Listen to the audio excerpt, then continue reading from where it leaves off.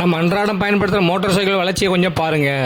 1880 ஆரம்பித்து 2100 வரைக்கும் அந்த வளர்ச்சி எப்படி இருக்குன்றத சின்ன கண்ணோட்டமாக உங்களுக்கு நான் காமிச்சிருக்கேன். இந்த வளர்ச்சியை நீங்களும் பார்த்து ஆச்சரியப்படுவீங்க. ஆரம்பத்த காலத்துலேருந்து பார்த்தீங்கன்னா மோட்டார் சைக்கிள் இப்படி தான் இருந்துச்சு.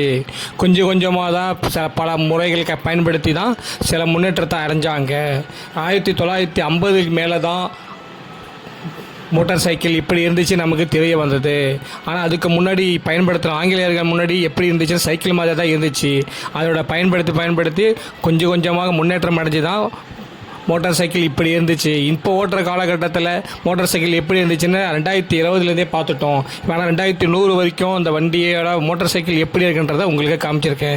இந்த வீடியோ பிடிச்சவங்க தயவு செய்து இன்ஃபார்ம் பண்ணுங்கள். நல்லா இருக்கா நல்லா இல்லையா கமெண்ட் பாக்ஸில் கமெண்ட்ஸ் பண்ணுங்கள். உங்களுக்கு பிடிச்சிருந்தனா லைக் பண்ணுங்கள், ஷேர் பண்ணுங்கள், நம்ம சேனலை சப்ஸ்கிரைப் பண்ணுங்கள். இன்னும் அடுத்த வீடியோக்கு தயவு செய்து வெயிட் பண்ணுங்கள்.